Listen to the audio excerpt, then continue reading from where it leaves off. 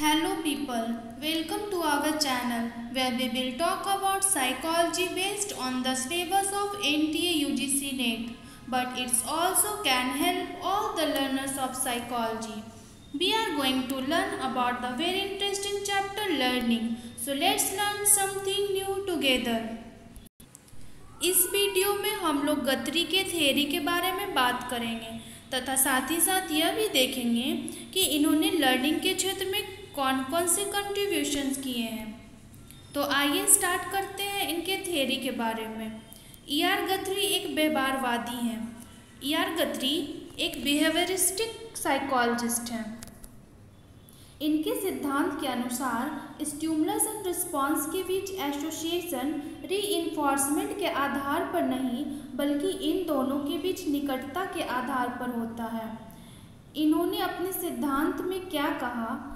इन्होंने अपने सिद्धांत में कहा कि स्टिमुलस एंड रिस्पॉन्स के बीच जो एसोसिएशन होता है उसका आधार रीइंफोर्समेंट नहीं है।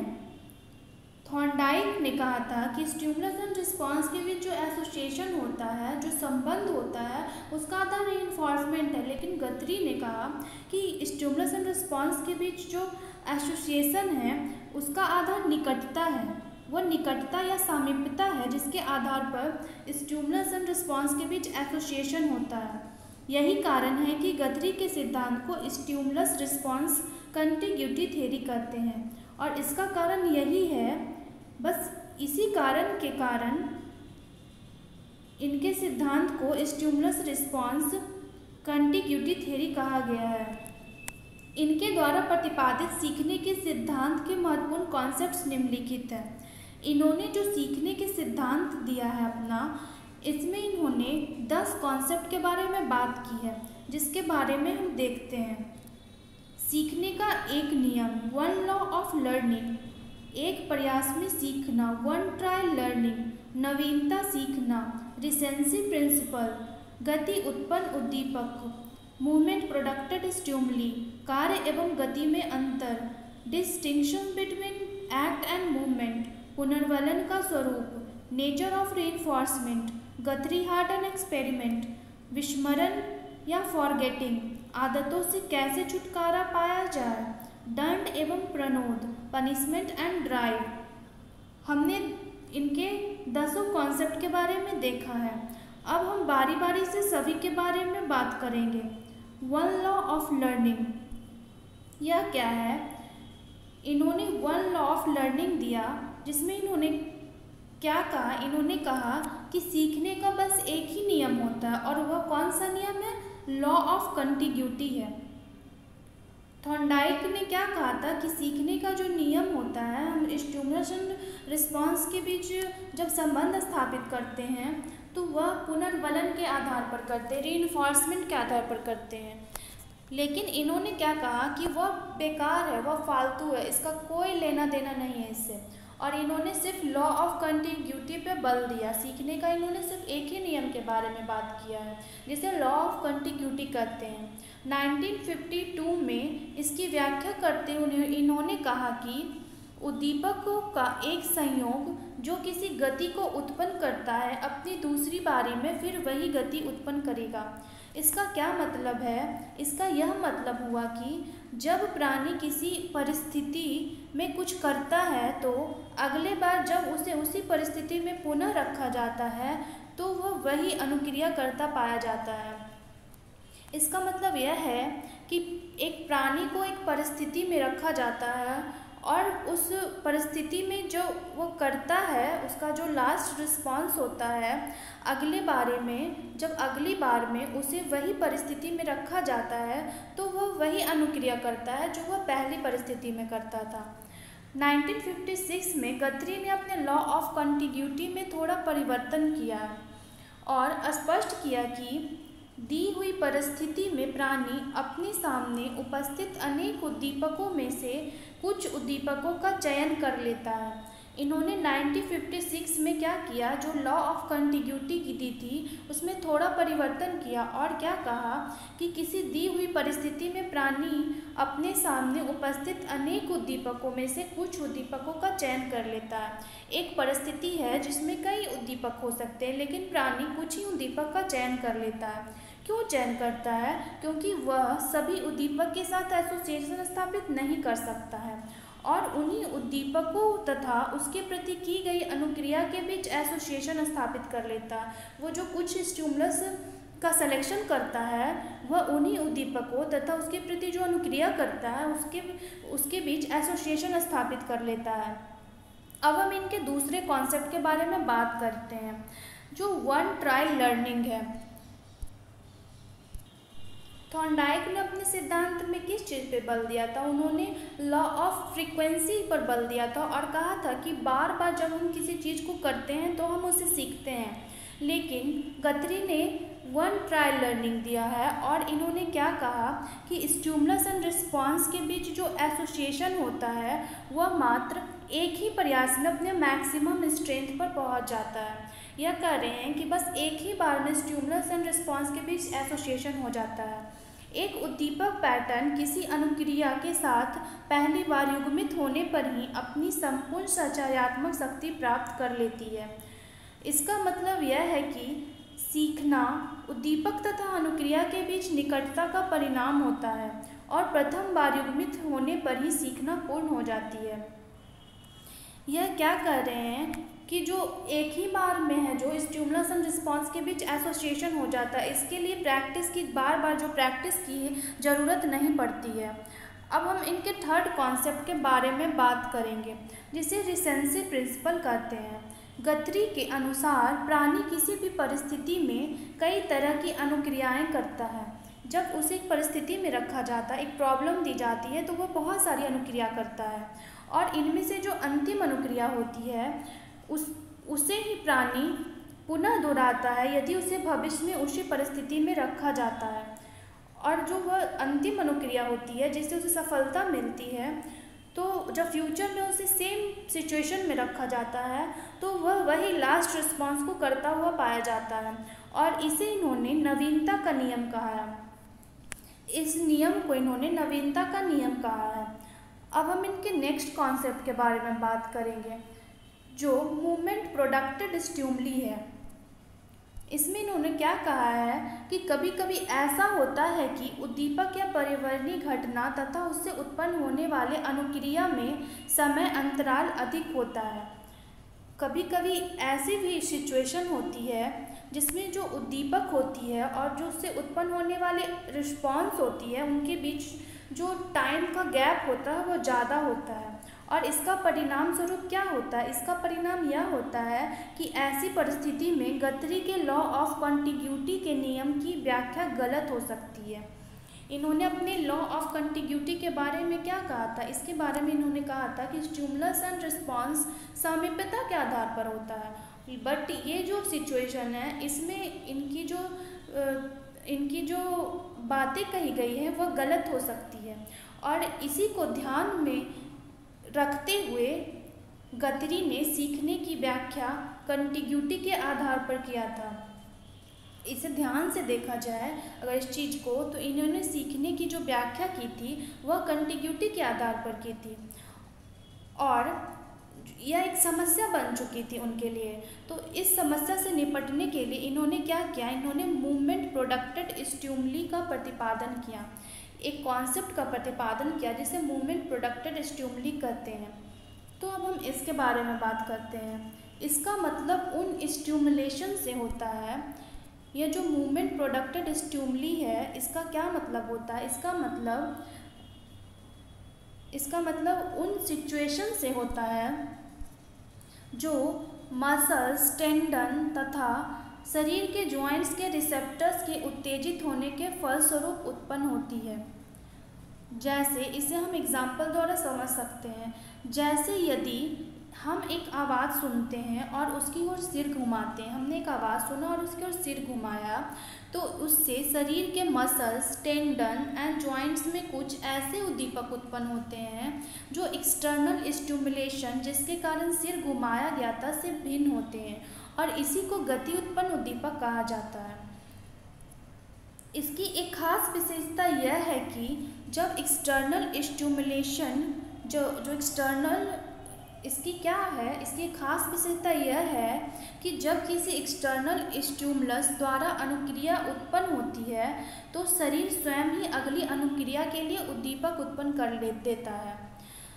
जब किसी एक्सटर्नल स्टिमुलस एक एक्सटर्नल स्टिमुलस है उसके द्वारा जब अनुक्रिया उत्पन्न होती है तो हमारा शरीर क्या करता है कि स्वयं ही अगली अनुक्रिया के लिए एक नया उद्दीपक उत्पन्न कर देता है और वह अनुक्रिया फिर अगली अनुक्रिया के लिए उद्दीपक उत्पन्न कर देता है और इसी तरह की प्रक्रिया चलती रहती है, जिसका परिणाम यह होता है कि एक्सटर्नल स्टिमुलस तथा उसके प्रति की गई रिस्पांस के बीच जो समय अंतराल गति उत्पन्न उद्दीपक के द्वारा भर दिया जाता है। जो समय अंतराल जो होता है, जो समय का गैप हो रहा है, वह गति उत्पन्न उद्दीपक द्वारा भर दिया जाता है और इस तरह गति उत्पन्न उद्दीपक को तथा उससे उत्पन्न व्यवहार में निकटता बन जाती है और अंत में इसके आधार पर व्यक्ति एक्सटर्नल स्टिमुलस एंड बिहेवियर के बीच समय अंतराल होने पर भी दोनों के बीच एसोसिएशन स्थापित कर पाता है। अब हम इसके नेक्स्ट कॉन्सेप्ट के बारे में बात करेंगे। तो इन्होंने अपने नेक्स्ट कॉन्सेप्ट में क्या किया, इन्होंने कार्य एवं गति में अंतर किया। गथरी ने अपने सिद्धांत में इस प्रश्न की उत्तर देने की कोशिश की कि अभ्यास से निष्पादन क्यों उन्नत हो जाता है, why does practice improve performance. इस प्रश्न का उत्तर देने के लिए इन्होंने एक्ट एंड मूवमेंट के बीच अंतर किया। इन्होंने एक्ट एंड मूवमेंट जो कॉन्सेप्ट है इन दोनों के बीच अंतर किया और क्या कहा इन्होंने कि गति से क्या तात्पर्य है, गति से तात्पर्य मसल्स में संकुचन से था। जो मूवमेंट होता है उसका मतलब मसल्स में संकुचन से होता है और क्रिया से तात्पर्य क्या है, गतियों के एक सेट से था। एक्ट की पहचान इस बात से होती है कि उससे वातावरण में क्या परिवर्तन आता है। एक्ट का मतलब यह है कि उससे है जो हमारे इन्वायरमेंट में क्या परिवर्तन आता है, जैसे खाना खाना, पढ़ना, चैटिंग करना आदि एक्ट के उदाहरण हैं। जब हम ये सब काम करते हैं तो हमारे इन्वायरमेंट में एक परिवर्तन आता है। जब हम खाना खाते हैं तो हमारा पेट भरता है, जब हम पढ़ते हैं तो हमें नॉलेज होती है, जब हम चैटिंग करते हैं तो हम सामने वाले को रिस्पॉन्स करते हैं, अपनी बातों को बताते हैं। तो इससे क्या हो रहा है कि हमारे वातावरण में एक परिवर्तन हो रहा है, तो इससे हम एक्ट करते हैं। मूवमेंट एंड स्टिमुलस के बीच एसोसिएशन मात्र एक ही ट्रायल में हो जाता है। इन्होंने यह कहा कि मूवमेंट एंड स्टिमुलस के बीच जो एसोसिएशन होता है वह उसके लिए बार बार अभ्यास की ज़रूरत नहीं बल्कि यह एक ही ट्रायल में हो जाता है। अतः प्राणी किसी गति को करना मात्र एक ही प्रयास में सीख लेता है। कोई मूवमेंट को करने के लिए प्राणी को बार बार अभ्यास की ज़रूरत नहीं होती है बल्कि वह बस उसे एक ट्रायल में ही सीख लेता है। लेकिन जो क्रिया होती है उसे करने के लिए अभ्यास की ज़रूरत पड़ती है। इन्होंने अभ्यास को भी महत्व दिया है, लेकिन इन्होंने क्या कहा है कि मूवमेंट के होने के लिए है जो अभ्यास की ज़रूरत नहीं होती है, बल्कि अगर हम एक्ट को करते हैं तो उसे एक्ट को सीखने के लिए प्रैक्टिस की ज़रूरत पड़ती है। अब हम आगे बात करेंगे नेचर ऑफ रीइंफोर्समेंट के बारे में। इन्होंने रीइंफोर्समेंट के बारे में क्या कहा है कि गथरी के लिए रीइंफोर्समेंट मात्र एक मैकेनिकल अरेंजमेंट है जिसकी व्याख्या करने के लिए इनके द्वारा प्रतिपादित सामीप्यता का नियम पर्याप्त है। गथरी के लिए रीइंफोर्समेंट बस एक मैकेनिकल अरेंजमेंट है और रीइंफोर्समेंट की व्याख्या करने के लिए इन्होंने क्या किया कि इन्होंने सामीप्यता का नियम का प्रतिपादन जो किया वह पर्याप्त था। गथरी के अनुसार पुनर्वलन सीखने के लिए आवश्यक नहीं है। यह क्या कहते हैं कि जो रीइंफोर्समेंट है वह सीखने के लिए आवश्यक नहीं है, लेकिन सीखी गई अनुक्रिया का विलोपन या अनलर्निंग होने से बचाने के लिए यह आवश्यक है। इन्होंने रीइंफोर्समेंट को भी महत्व दिया, लेकिन इन्होंने कहाँ पर इसका महत्व दिया है कि जब हम जो सीख लेते हैं वह भूले नहीं, इसके लिए रीइंफोर्समेंट आवश्यक है। अब हम गथरी हार्टन एक्सपेरिमेंट के बारे में बात करेंगे। गथरी का यह दावा था कि किसी परिस्थिति में जब प्राणी कई अनुक्रियाएं करता है तो इनमें जो अंतिम अनुक्रिया होती है उसे ही वह दोहराता है अगर उसे वैसी ही परिस्थिति में पुनः रखा जाता है। इसे नवीनता का नियम कहते हैं। इन्होंने जो नवीनता का नियम दिया है उसे साबित करने के लिए इन्होंने क्या किया, हार्टन नामक एक व्यक्ति हैं, उनके साथ मिलकर इन्होंने 1947 में एक एक्सपेरिमेंट किया। तो इस एक्सपेरिमेंट में क्या किया गया था, अब हम इसके बारे में बात करेंगे। इस एक्सपेरिमेंट में एक पजल बॉक्स होती है और ये जो पजल बॉक्स होती है वह शीशे की बनी होती है और इसमें एक छोटा सा पोल होता है और इस पोल को अगर बिल्ली का कोई भी अंग स्पर्श कर जाता है तो दरवाज़ा है जो अपने आप खुल जाता है।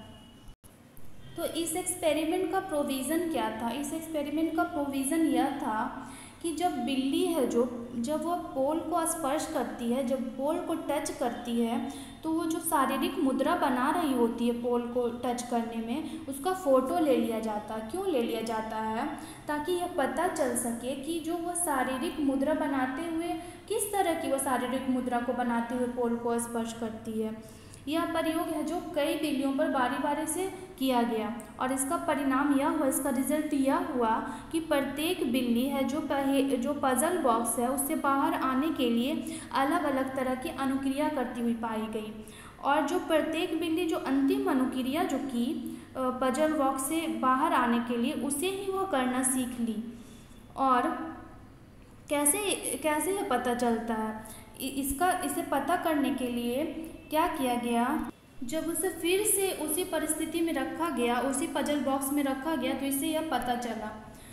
तो इसमें क्या देखा गया कि बहुत सारे बिल्लियों को देखा गया, उसका ऑब्जर्वेशन किया गया, फ़ोटो जो खींचा गया था उसको देखकर पता लगाया गया कि अगर एक बिल्ली है जो जब उसे रखा गया पजल बॉक्स में तो अगर वो अपने अगले पंजे को छूकर दरवाज़ा खोलती थी तो जब उसी दूसरी परिस्थिति में है जो उसी पजल बॉक्स में रखा गया तो देखा गया कि वह अपने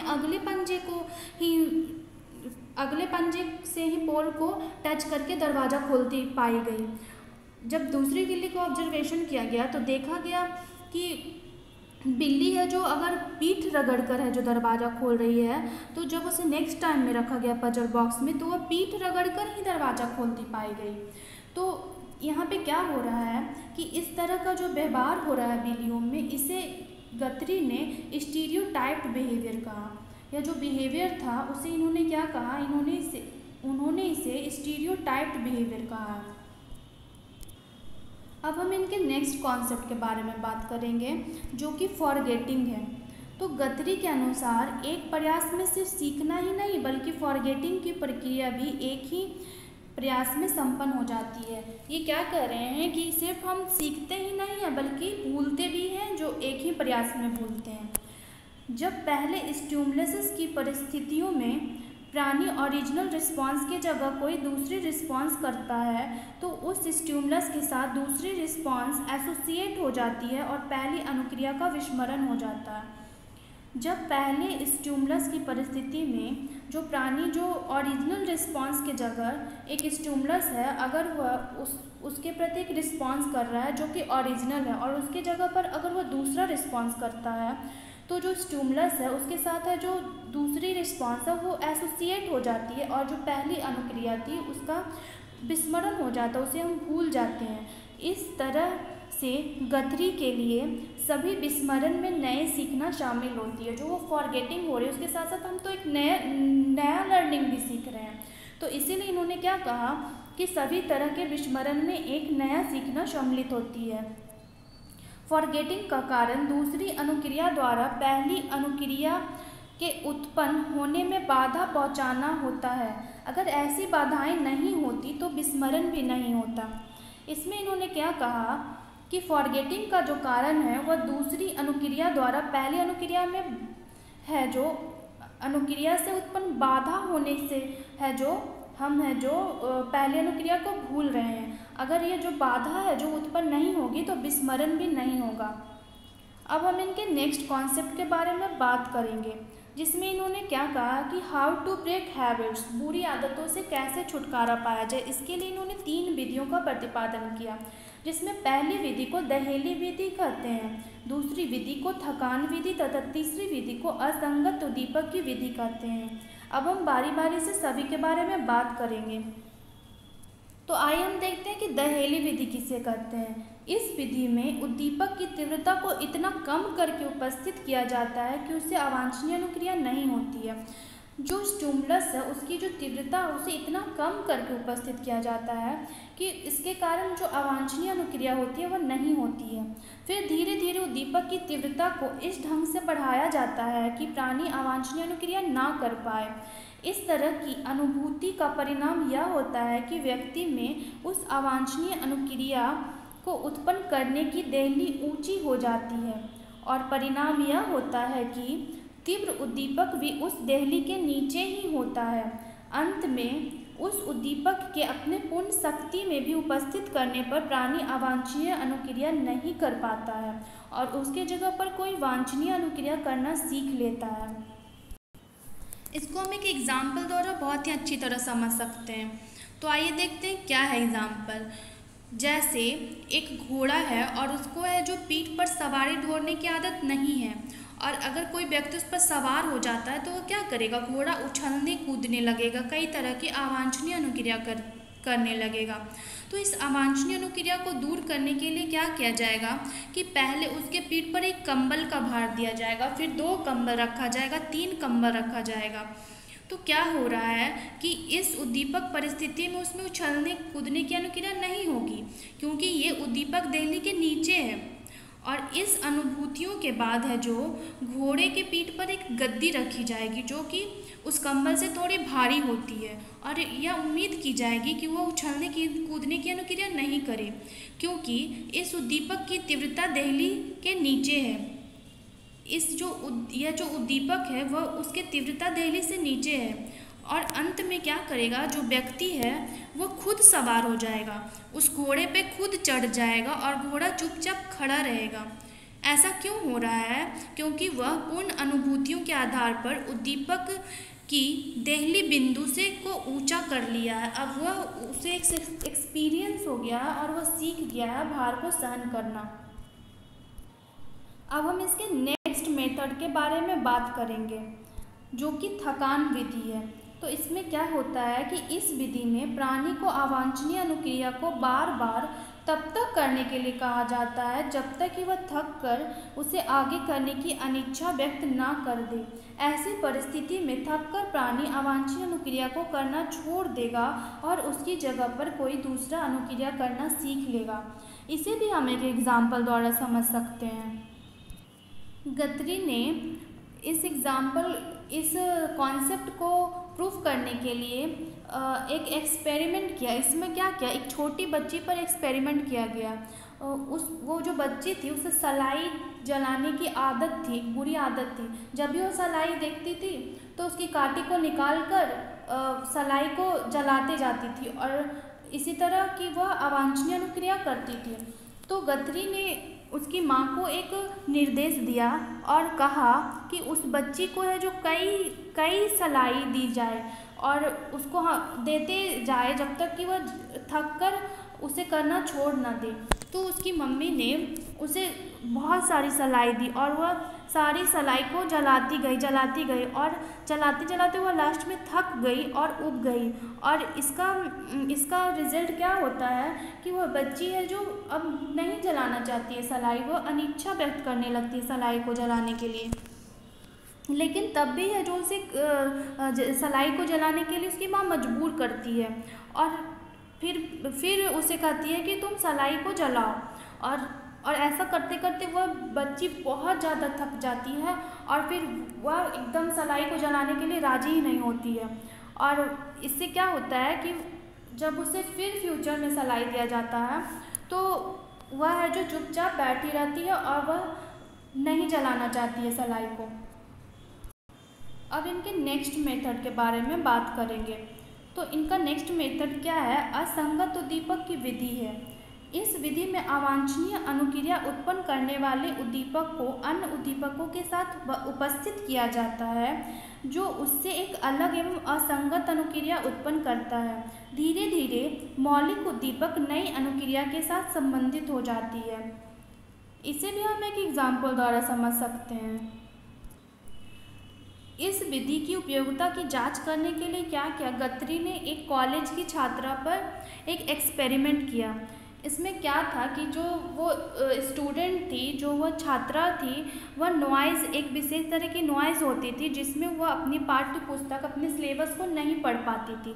तो इस समस्या से निपटने के लिए गत्री ने क्या किया कि उस बच्ची को है जो उस नॉइज़ के दौरान उसे उपन्यास पढ़ने के लिए का निर्देश दिया गया और वह नॉइज़ में है जो उपन्यास पढ़ना प्रारंभ कर दी। तो धीरे धीरे क्या होते देखा गया कि वह इतना खो गई उस नॉवेल को पढ़ने में कि उसे वह उस नॉइज़ को उस पर कोई भी असर नहीं पड़ा। वो एकदम एकाग्र हो गई पढ़ने में, और जब वह अभ्यस्त हो गई तो फिर उसे उसका सिलेबस दिया गया, और जब वो सिलेबस पढ़ना प्रारंभ की तो अब वह नॉइज़ होते हुए भी उसे है जो अपने सिलेबस पढ़ने में कोई कठिनाई महसूस नहीं हुई। इसका कारण क्या था?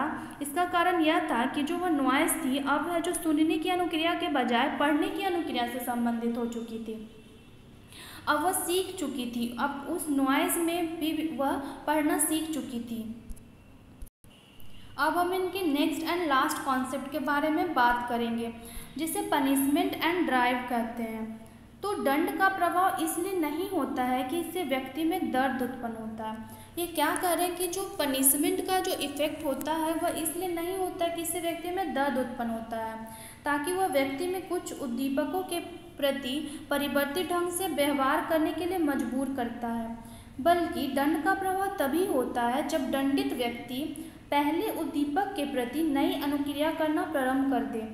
जब वह दंड पाता है तो वह जो पहले उद्दीपक जो था उसके प्रति वह है जो नई रिस्पॉन्स करना प्रारंभ कर दे, तभी दंड का प्रभाव है जो इफ़ेक्टिव होता है। दंड प्रभावहीन तब होता है जब दंड से उत्पन्न व्यवहार दंडित व्यवहार के साथ असंगत नहीं हो पाते हैं। गत्री का मत है कि फिजियोलॉजिकल ड्राइव प्राणी में संपोषित उद्दीपक उत्पन्न करते हैं जो प्राणी को लक्ष्य तक पहुंचने के लिए क्रियाशील रखते हैं। जैसे अगर हम लोग हंगर ड्राइव की बात करें तो हंगर ड्राइव में प्राणी में इंटरनल स्टिमुलेशन पैदा होती है। जब हम लोग भूखे होते हैं तो यह इंटरनली एक स्टिमुलेशन पैदा करता है जो जब तक प्राणी में बना रहता है, जब तक कि वह लक्ष्य पर नहीं पहुंच जाए। जब तक, इसका मतलब यह हुआ कि जब तक वह खाना ना खा ले तब तक वह स्टिमुलेशन बना रहता है। इस तरह के आंतरिक उत्तेजन को संपोषित उद्दीपक कहा जाता है। यह जो आंतरिक उत्तेजन हो रहा है, जो ये इंटरनल स्टिमुलेशन हो रहा है, इसे ही संपोषित उद्दीपक कहा है। जब भोजन मिल जाता है तो प्राणी का संपोषित उद्दीपक समाप्त हो जाता है। अगर हम खाना खा लेते हैं तो जो हमारा जो इंटरनल स्टिमुलेशन है वह समाप्त हो जाता है और उत्तेजन परिस्थिति में परिवर्तन हो जाता है, और वह अनुक्रिया जिससे प्राणी को भोजन मिलता था वह संरक्षित हो जाता है। गत्री ने यह स्पष्ट किया कि संपोषित उद्दीपक का स्रोत सिर्फ फिजियोलॉजिकल ड्राइव ही नहीं होता है। गत्री यह भी कह रहे हैं कि जो संपोषित उद्दीपक है उसका स्रोत सिर्फ है जो फिजियोलॉजिकल ड्राइव ही नहीं होता है, बल्कि इसके अलावा एक्सटर्नल स्टिमुलेशन भी इस तरह के उद्दीपक की उत्पत्ति होती है। जो एक्सटर्नल स्टिमुलेशन होती है उससे भी इस तरह की उद्दीपक की उत्पत्ति होती है। यह नहीं है कि सिर्फ है जो इंटरनल स्टिमुलेशन से ही है जो इस तरह की उद्दीपक उत्पन्न हो, इसके लिए एक्सटर्नल स्टिमुलेशन भी है जो इस तरह के उद्दीपक की उत्पत्ति में सहायक होती है। तो आज के लिए इतना ही। आई होप हम लोग गत्री के थ्योरी के बारे में समझ चुके होंगे। So thank you for watching. To learn more we will provide you more videos ahead. Thank you very much.